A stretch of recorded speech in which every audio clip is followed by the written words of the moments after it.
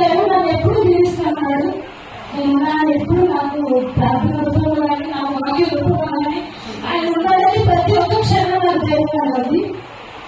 కాకపోతే ఎక్కడో తెలియదు, నేను ఒకదాన్ని అయిపోయాను, నాకు ఎవరు సపోర్ట్ లేదు, నా భర్తకి ఎవరు సపోర్ట్ లేదు.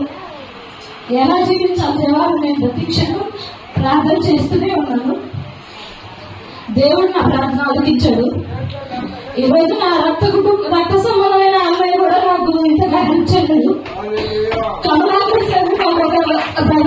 ప్రతి ఒక్క విషయం నేను ఉన్నాను, నీకు చేస్తానమ్మా అని అన్నారు. నేను మాట నిలబెట్టుకున్నారు. Thank you so much sir. I'm really very happy sir. ఈరోజు ఇదే సమయంలో లాస్ట్ ఇయర్ నేను పొలం పనులకు వెళ్తున్నాను.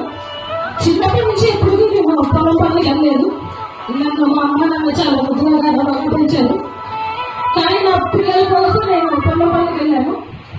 చేయలేకపోయాను, కష్టపడ్డాను. ఆ రోజు ఏడ్చి నిద్ర బాగుంటే గడిపి రోజులు ఉన్నాయి.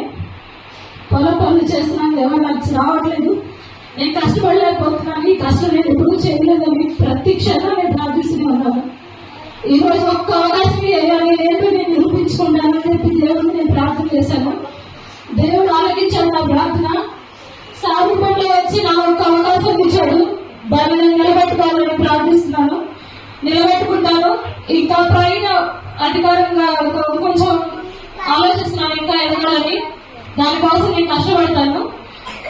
మీ అందరి సపోర్ట్ నాకు కావాలి సార్. దేవుడి సపోర్ట్ ఇంకా కావాలి.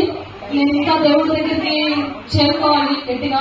నా కుటుంబం కూడా మారాలని నేను ప్రతి క్షణం దేవుడిని ప్రార్థిస్తున్నాను.